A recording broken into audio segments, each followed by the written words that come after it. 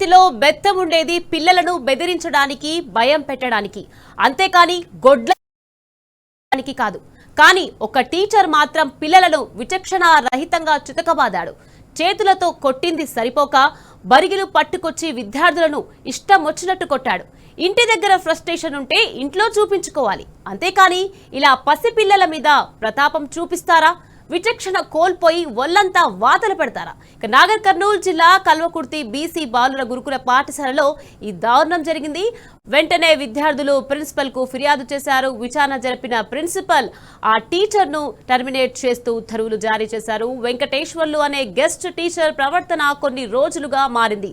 9వ తరగతి విద్యార్థులకు పాఠాలు చెప్పడం లేదు. ఎగ్జామ్స్ ఇన్విజిలేటర్ గా వచ్చిన ఆ టీచర్ విద్యార్థుల మీద విరుచుకుపడ్డాడు. ఎక్కడి ఫ్రస్ట్రేషనో పిల్లల మీద తీర్చుకున్నాడు. ఇష్టం వచ్చినట్టు పిల్లలని చితకబాదనపై తల్లిదండ్రులు తీవ్ర ఆగ్రహం వ్యక్తం చేస్తున్నారు. ప్రిన్సిపాల్ పై కూడా చర్యలు తీసుకోవాలని విద్యార్థి సంఘాలు డిమాండ్ చేస్తున్నాయి.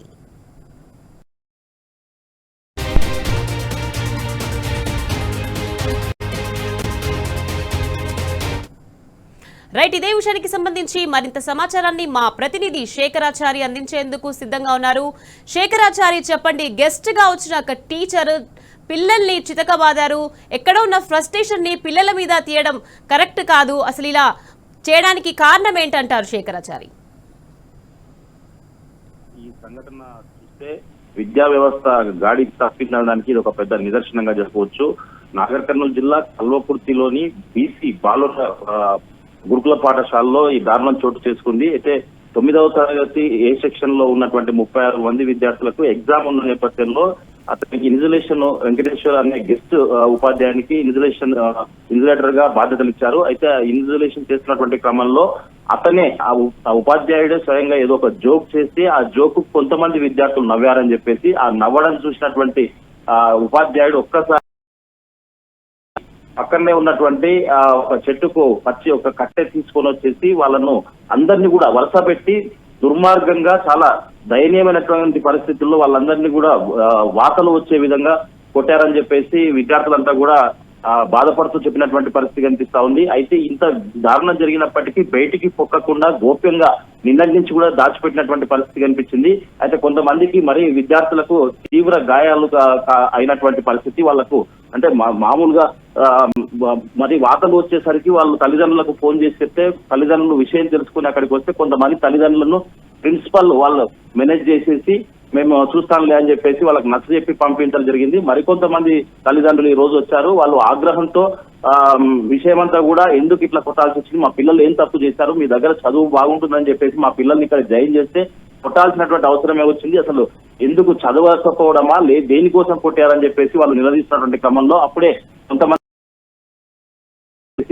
అక్కడ ఉన్నటువంటి ప్రిన్సిపల్ పైన కూడా ఆగ్రహం వ్యక్తం చేసినటువంటి పరిస్థితి కనిపించింది. ఆ సమయంలో ప్రిన్సిపల్ అక్కడ ఎవరైతే ఈ గెస్ట్ ఉపాధ్యాయుడు వెంకటేశ్వర్ ఉన్నారో అతన్ని విధుల నుంచి తొలగించినట్టుగా ఆమె చెప్పినప్పటికీ ఆమె అతన్ని తొలగించడంతో పాటు ప్రిన్సిపల్ ను కూడా సస్పెండ్ చేయాలని చెప్పేసి కూడా చాలా మంది కూడా డిమాండ్ చేసినటువంటి పరిస్థితి కనిపించింది.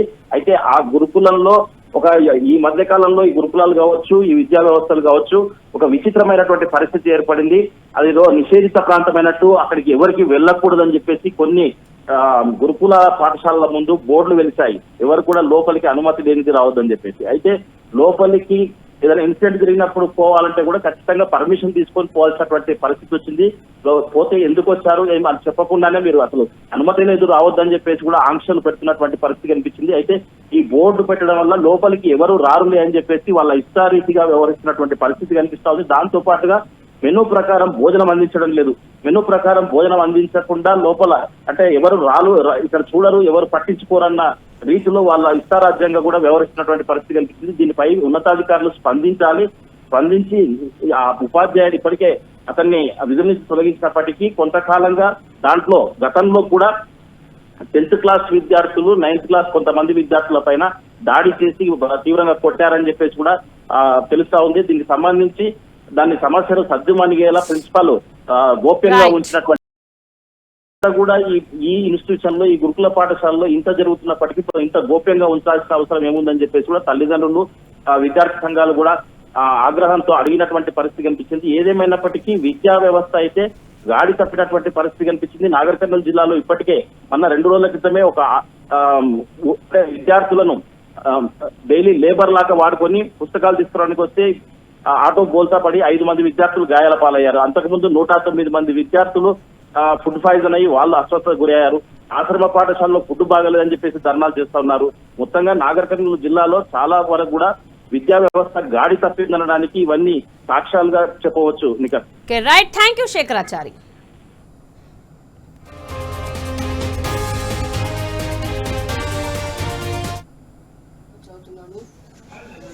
నేను 9వ తరగతి ఏ విభాగం చదువుతున్నాను. సార్ మాకు నిన్న బయాలజీ ఎగ్జామ్ పెట్టిండు, అంటే క్వశ్చన్ పేపర్ రాపించిండు. ఆ తర్వాత సారు క్రమశిక్షణ తోటి లైన్గా వెళ్ళమన్నాడు. మేము సార్ చెప్పినట్టునే పోయినాము. అక్కడ కొద్దిగా ఎగ్జామ్ వాళ్ళకి దగ్గరలో పోతున్నారు, కొద్దిగా గ్రూప్గా మెయింటైన్ చేసినాము. అప్పుడు సారు స్లోగా పోతుంటే సార్ ఉండి, అరే మీరేం పెళ్ళ కొడుకులారా అంత స్లోగా వస్తున్నారు, పిల్లల్ని పిలిచారా అన్నాడు. దానికి బ్యాక్ ఉన్న 3 టీమ్ మెంబర్స్ నవ్విండ్రు. దాన్ని సార్ ఏదోలా ఊహించుకొని అందరం క్రమశిక్షణతో లైన్గా కూర్చున్నప్పుడు 2-3 చేతుడు కొట్టిండు. ఆ తర్వాత చేయి నొప్పులు వేస్తుందని కాంగా చెట్టు బరే తీసుకొచ్చి కొట్టిండు. Maharaj biology Venkateshwar biology exam రాసినాం. మేము అందరం ఇక్కడ ఈ రూమ్ నుండి రాసినాము. తర్వాత అందరు సైడ్ లైన్లో పొమ్మన్నాడు. లైన్లో అవుతుంటే కొందరు గ్రూపులు కట్టినాడు. కడితే సార్ ఇంకా పెళ్లి కొడుకులారా పెళ్లి పిల్లలు అలా మెల్లి నడుస్తుందంటే కొందరు బ్యాక్ సైడ్ 2-3 నవ్విండ్రు. నవ్వుతే సార్ ఇంకా ఏదో విధంగా అనుకొని ఇంకా అందరు లైన్లో కూర్చున్నాం. దూరం కూర్చుంటే ఫస్ట్ 2-3 చేతులు కొట్టింది సార్. తర్వాత చేతి నొప్పులు వేస్తుంది సార్. చేతి నొప్పులు వేస్తుంది కట్టె తీసుకొచ్చి అందరినీ కొట్టిండు. అందరినీ కొట్టినాక లోపలికి వచ్చి చూసుకుంటే ఒక్కొక్కరికి వాతలు